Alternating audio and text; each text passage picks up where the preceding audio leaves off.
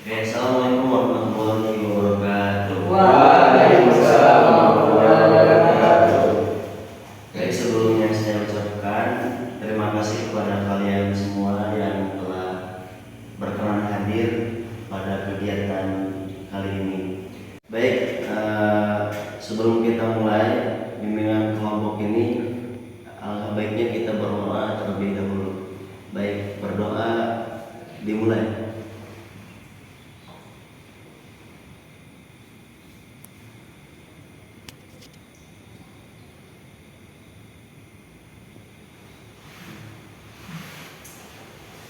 Nah, sebelumnya ada yang tahu kenapa kalian semua dipanggil dalam kegiatan ini?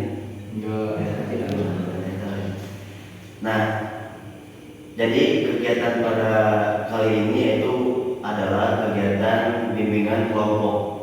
Sebelumnya ada yang sudah pernah ikut dan ada yang sudah pernah tahu apa itu bimbingan kelompok? Belum ada yang tahu. Baik, saya akan jelaskan sedikit mengenai bimbingan kelompok. Jadi bimbingan kelompok itu adalah salah satu layanan dalam bimbingan dan konseling yang bertujuan untuk membantu individu untuk menuntaskan masalahnya. Nah, dengan memanfaatkan dinamika kelompok. Jadi semuanya nanti diharapkan untuk berpartisipasi aktif. Semuanya aktif dalam diskusi ini, aktif dalam bertanya, aktif dalam menyampaikan argumentasi, semuanya ikut berpartisipasi aktif agar dinamika ini berjalan dengan baik. Nah, dan diharapkan dengan harapan kita semua bisa meningkatkan sosialisasi kita semua dan bisa meningkatkan komunikasi kita semua. Nah, di sini saya sebagai pemimpin kelompok yang akan mengatur jalannya bimbingan kelompok ini.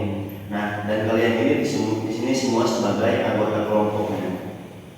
Nah, baik, di dalam bimbingan kelompok ini ada dua topik yang akan kita bahas. Yang pertama adalah topik tugas. Yang kedua yaitu topik bebas. Nah, topik tugas ini adalah topik yang berasal dari diri saya sebagai pimpinan kelompok. Nah, sedangkan topik bebas ini adalah topik yang berasal di dalam diri kalian. Jadi kalian nanti bisa untuk menyampaikan kira-kira apa sih topik yang akan kita bahas dalam bimbingan kelompok ini. Nanti ketika ada topik yang memang menarik, nah itu yang kita akan angkat sebagai topik atau pembahasan pada bimbingan kelompok ini. Nah, jadi kalian pilih topik yang mana? Topik tugas atau topik bebas? Topik tugas. Oke, topik tugas. Setuju semuanya topik tugas? Setuju. Baik. Jadi nanti topiknya itu berasal dari saya pribadi sebagai pimpinan kelompok. Tapi sebelum kita lanjut ke pembahasan, supaya kita lebih mengenal akrab dan lebih enjoy gitu. Alangkah lebih baiknya kita mengenal satu sama lain terlebih dahulu. Oke, sebelumnya perkenalan dulu ya, perkenalan dan mulai dari saya. Perkenalkan, nama saya Abdul Mugi.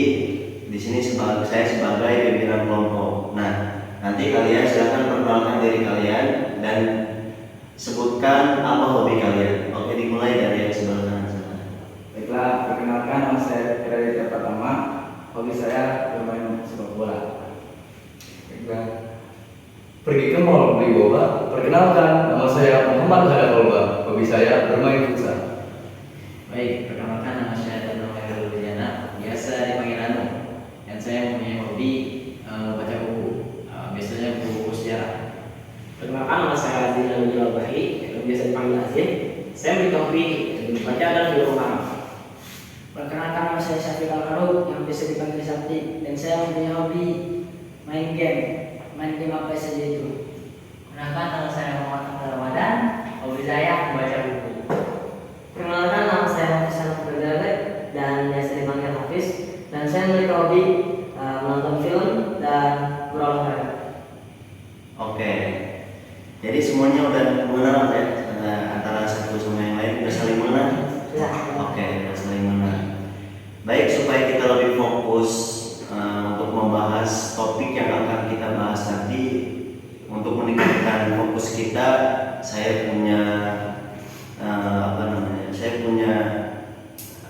ajuan kan, gimana kalau kita bermain game terlebih dahulu? Apakah dari kalian ada usulan game apa yang akan kita lakukan di bimbingan kelompok ini? Puisi berantai. Gimana coba jelaskan?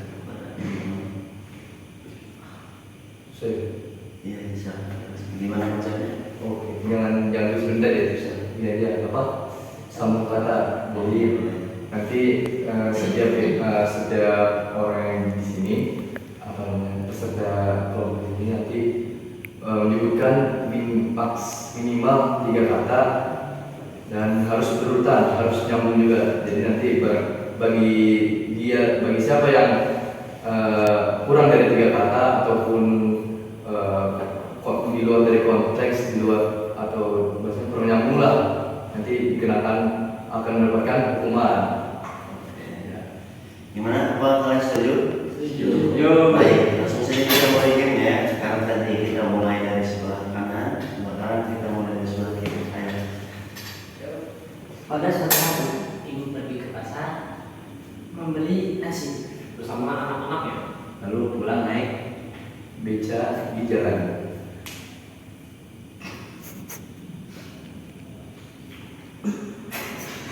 Oke. Sepertinya saudara ini tidak fokus. Oke. Lalu kita mulai. Semuanya fokus. Ingat game kita adalah apa tadi, permainan sambung kata. Jadi semuanya fokus ya. Ingat. Ayo sekarang kita mulai dari yang sebelah kanan karena tadi dia yang dulu. Aku suka nonton film di bioskop. dan sekarang aku Sedang makan. Makan nasi campur sambal. Sambelnya diambil dari cabai. bersama keluargaku. Di malam hari. Esoknya aku nonton film Conjuring. Bersama teman-teman. Di tempat bioskop. Yang depan rumah. Dan aku membeli popcorn dan juga peses. Selain itu, aku juga Suka tidur di Depan rumah. Sapi belok. Ditemani nyamuk-nyamuk. dan di paginya aku masuk sekolah. Tapi aku bolos. gara-gara aku malas. Dan tidak suka masuk sekolah. Karena ketiduran. Gak dibangunin mama. dan aku pun tidak nanya. Oke. Tepuk tangan dulu. Sepertinya semuanya udah fokus ya. Oke. Semuanya udah fokus, baik. Kalau semuanya udah fokus, berarti dan itu tandanya kita sudah siap semua untuk membahas topik yang akan kita bahas dalam bimbingan kelompok ini. Apakah kalian semua sudah siap? Siap. Oke. Karena tadi di awal pembahasan kita adalah pembahasan topik yang akan kita bahas adalah topik tugas, yaitu berasal dari saya pribadi. Saya akan mengangkat topik mengenai penyalahgunaan gadget, dampak penyalahgunaan gadget. Ya. Nah, jadi gadget ini mungkin ada salah satu alat yang mungkin hampir semua orang punya. Nah, kemudian gadget juga ini mempunyai dampak positif dan negatif bagi pemiliknya.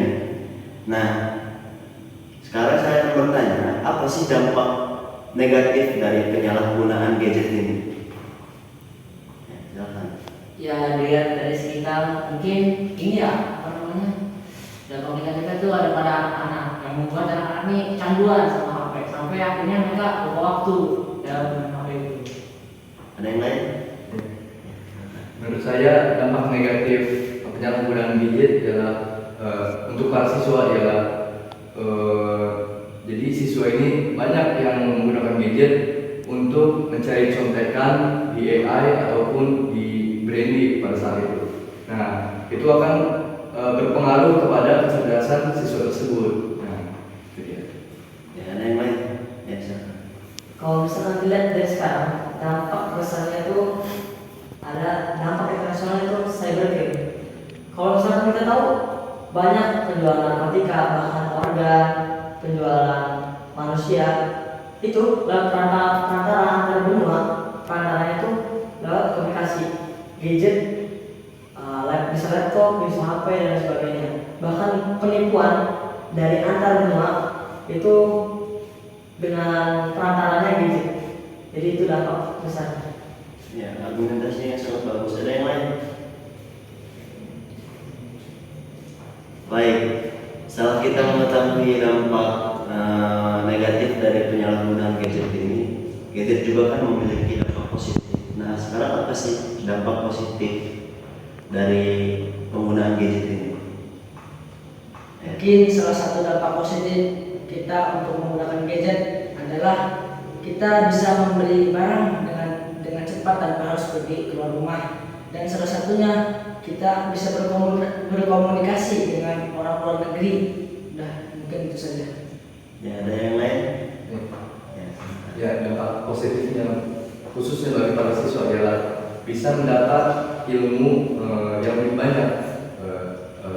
Salah satu contohnya ya, misalkan ada satu siswa atau murid yang ingin belajar suatu bahasa dari negara asing, dari negara luar sana, maka dia tidak perlu harus bayar mahal-mahal kursus, ataupun dia tidak harus mencari guru-guru yang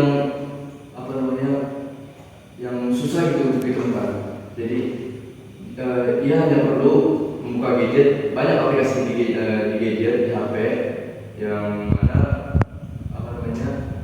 menyajikan ilmu-ilmu yang baru, ilmu bagus ya, seperti bahasa ataupun yang lain sebagainya gitu. Jadi dampak positifnya ialah dapat digunakan oleh siswa untuk belajar banyak hal. Argumentasinya sangat bagus. Ada yang lain? Menurut saya posisi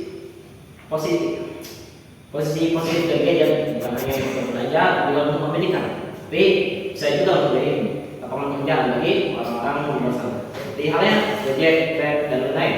Itu semua yang menggunakan gadget sebagai wasilah atau perantara untuk kerja mereka. Dan juga banyak orang yang sukses dengan gadget, seperti menjadi developer game, jadi pengarang di novel digital, dan lain-lain. Begitu sih. Oke, bagus argumentasinya. Ada yang lain?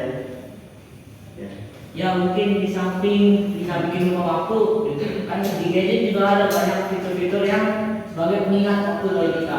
Malah banyak tuh orang-orang yang lebih terpaku gadget buat nyetel alarm daripada harus beli jam beker. Di situ kan ada alarm. Tambah lagi, saya pernah melihat dia klik di salah satu aplikasi. Padahal ini aplikasi itu bukan aplikasi yang mengingat waktu, tapi ini aplikasi banking seperti BSI. Nah, di BSI ini tuh ada fitur yang namanya pengingat waktu sholat. Jadi waktu itu ketika saya di jalan-jalan di kereta, di perjalanan, saya dengar suara azan. Yang mana nggak mungkin kedengaran azan dari masjid dan kereta secepat itu. Nyata setelah diusut-usut, nah itu berasal dari penumpang sebelah saya, yang mana azan itu suaranya dari aplikasi BSI tersebut. Jadi makanya manfaat dari ini juga sebagai manfaatnya itu sebagai pengingat kita, pengingat waktu. Ya, itu saja. Ya, bagus. Argumentasinya ada yang lain? Sebenarnya membuat simpel juga, karena kita lihat di gadget sekarang banyak aplikasi-aplikasi. Seperti contohnya dari segi ekonomi, kita nggak usah perlu bawa dompet setebel. Misalkan kita punya uang 2 juta, 3 juta, kita nggak perlu lagi bawa dompet sekarang. Udah disediain namanya Dana, ada beberapa aplikasi seperti Dana, OVO, GoPay dan sebagainya untuk menyimpan uang kita. Nah itu kan salah satu perantara kita yang membuat uang itu nggak berserakan ataupun nggak ribet lah gitu. Terus kalau misalnya kita pengen investasi ataupun pengen kita naruh uang kita biar berkembang, itu lebih jauh lebih mudah lagi. Karena kita lihat dari satu aplikasi Pegadaian Digital, kita bisa namanya investasi emas, bahkan itu dicicil gitu. Ya, bagus argumentasinya. Ada yang lain? Dampak positif dari penggunaan media sosial, dari penggunaan HP sendiri bisa kita lihat dari segi hiburan. di gadget sendiri di zaman sekarang sendiri lebih banyak orang yang memakai gadget daripada memakai TV. Mereka lebih suka nonton YouTube atau di gadget sendiri kita bisa download Netflix, di mana di Netflix itu sendiri contohnya itu kita bisa nonton banyak film. Terus dalam bidang informasi juga kita bisa menelusuri banyak informasi. Kita yang di sini bisa tahu informasi yang ada di Cina sana, yang ada di negara sana dengan lebih cepat. Maka ya itu salah satu dari manfaat penggunaan HP. Ya, argumentasi kalian semua bagus. Ada yang lain argumentasi? Baik, jadi setelah kita mengetahui beberapa dampak positif dan negatif dari gadget ini, kira-kira apa yang harus kita lakukan setelah kita mengetahui dampak positif dan negatifnya? Apa yang harus kita lakukan terhadap gadget ini? Tentunya kalau kita tahu nih negatifnya, pasti kita menjauhkan dari apa yang membawa negatif kayak gitu. Cuman tapi karena sifat gadgetnya itu side atau dua sisi, kadang bisa membawa data yang baik atau yang buruk. Cuma masalahnya yang masih dari pertanyaan saya gitu, gimana nih cara biar anak-anak zaman sekarang nggak terlalu terfokus sama gadget, ataupun yang kayak kalau misalnya memegang gadget tuh kayak hidup hampa gitu. Ini pertanyaan yang masih saya ini. Jadi walaupun sebanyak apapun sisi positifnya dari gadget gitu, tapi tetap aja sisi negatif dari yang bikin anak-anak kecanduan ini susah dihilangkan. Kira-kira saya ingin bertanya gitu, apakah ada yang punya isu untuk ini gitu agar anak-anak tidak terlalu kecanduan dengan gadget? Pertanyaan sangat bagus. Ada yang menjawab? Ya, solusinya cukup mudah dan itu cukup, dan kita juga bisa untuk membawa ibu-ibu kita juga. Karena dengan banyak mereka bermain di luar ruangan dan sebisa mungkin menjauhkan mereka dari namanya jangkauan gadget. Bermain di playground atau di jalan-jalan manapun kita bisa. Dan bisa pula kita mengganti yang namanya penggunaan gadget dengan sesuatu dengan kegiatan yang lebih positif lagi, seperti membaca, belajar, atau dan yang lainnya. Ya. Ada yang lain?